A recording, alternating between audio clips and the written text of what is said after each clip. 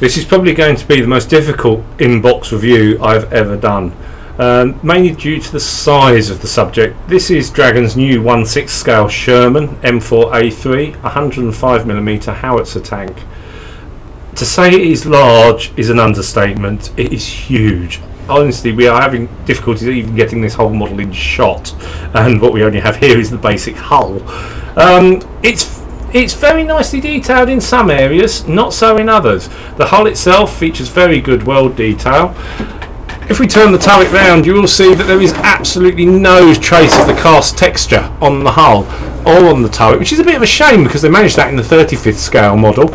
Obviously later variants are going to come, and here we can see some detail edging which will have to be removed where they've used an inset mould to provide the side hatch. Now, as I say, we're trying to say this is a big model. There is just no real way to get the size of this beast across. Now, what we did actually happen to have in the studio was another Sherman. This is a 1/72nd scale Sherman Firefly. Just to give you an idea of the difference in size, I mean, it is massive.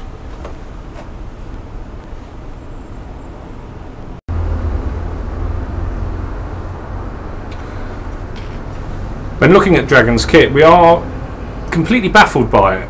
In some areas we have really good detail, like the grille sections, and then in other areas it's really let down. I just really don't know what's going on here. Items like on the grille decking, the handles are just moulded as solid rectangular blocks. They all need to be cut off and removed because realistically no modeller is going to want to keep those on the model.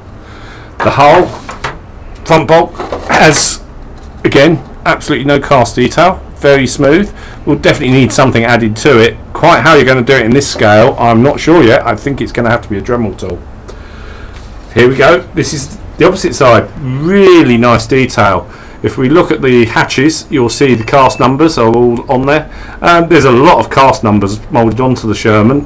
They're not all present, but there's an attempt, and that's certainly better than nothing at all. As we know, this is the 102mm howitzer version, but you do get all the parts in the kit to build 76mm gun, which can be seen here. The 102mm gun is a lot shorter and a lot stubbier. That's it. This one actually is okay, but you do have quite a nasty sink mark which will need to be filled, and I'm not sure if the depth of the barrel is sufficient. I might want to deepen that up a bit, but yeah, it's getting there. There's certainly room for improvement. It's not the same as the 35th scale kit by any means, but what you have, you've got the basics. A skilled modeller shouldn't find any problems adding more detail to this kit.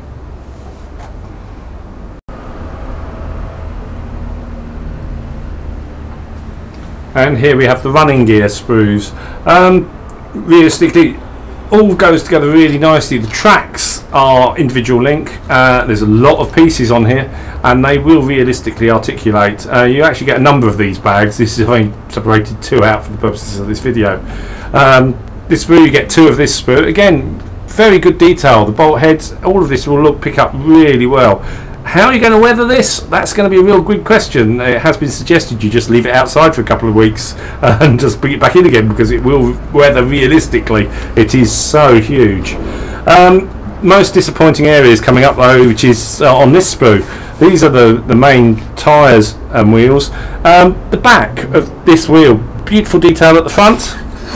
Absolutely nothing at the back. You'd have thought they'd put some kind of insert in there, because though you won't see a lot of the rear surface, it will be visible on the completed model. Again, not quite sure how to sort that out. I know it has been suggested that you could take a resin casting of the front, sand it down, pitch it in at the back. Yeah, it seems a lot of work, especially in a model of this price. Would have expected that to have been done. Instructions, well, very simplistic. Only 14 stages, a massive kit, not a lot of assembly. It has no internal detail at all, so you can spend all your time adding as much as you want to the outside. Only one marking option. Personally, I think that's a little bit lazy. An overall green tank with white stars. There are plenty of jumbo Shermans with this big gun that had name and nose art.